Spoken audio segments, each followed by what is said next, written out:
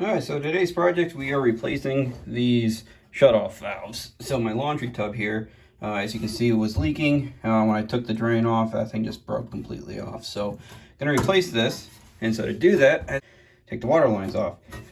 But when I went to do that, they do not turn at all. That one's turning a little bit.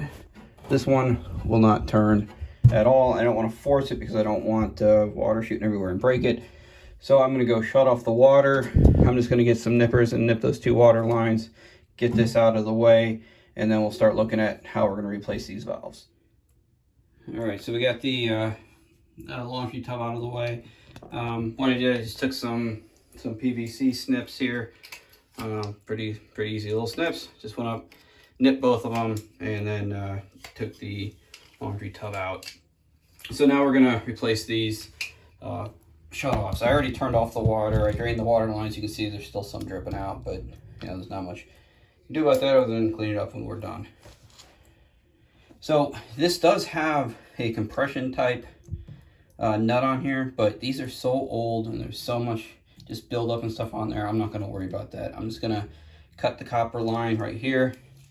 I like to use these little copper cutters. They're pretty easy concealed area. You just pop it on and start turning it. You got to hold that gray spot down, otherwise it'll try to pop up on you. Well, you just keep turning it and eventually it cuts off and you're done. Normally I have a bucket sitting here. This time I didn't really think about it. I thought I had the water lines all nice and drained, but no big deal. We'll clean that up when we're done. So I'm going to cut off this other one over here as well, and then we'll start cleaning the pipe. All right, so I got them both cut off.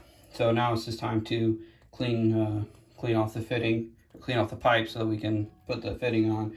I am going to use these push to connect fittings. These things are the best. They cost a little more, but they are just so much easier. So to clean the pipe, I have the outside pipe cleaner here. You just put it on, give it some rotations,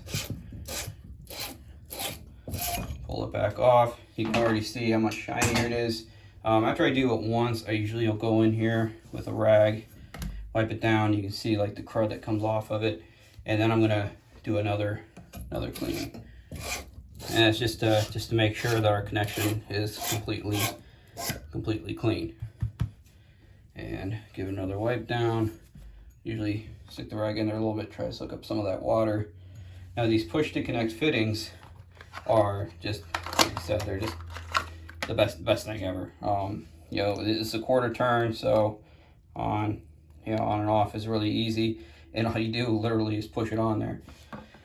So I'm gonna take it, I'm gonna dry it off just one more time. The good thing about these is it doesn't really matter if this pipe is completely dry or not. If you're doing solder, you would have to make sure that there's no water in here because it'll keep cooling the metal. But with the push connect, I'm gonna take it, line it up, support the back end, and just give it a big push till it can't go anymore. And you can pull back on it, it's not going anywhere.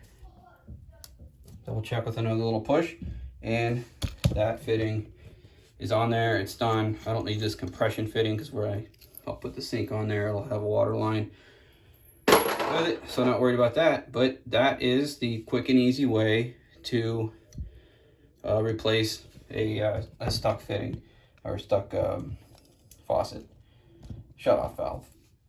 And then when the only bad thing about these, and it's very minimal, is that they will spin on you.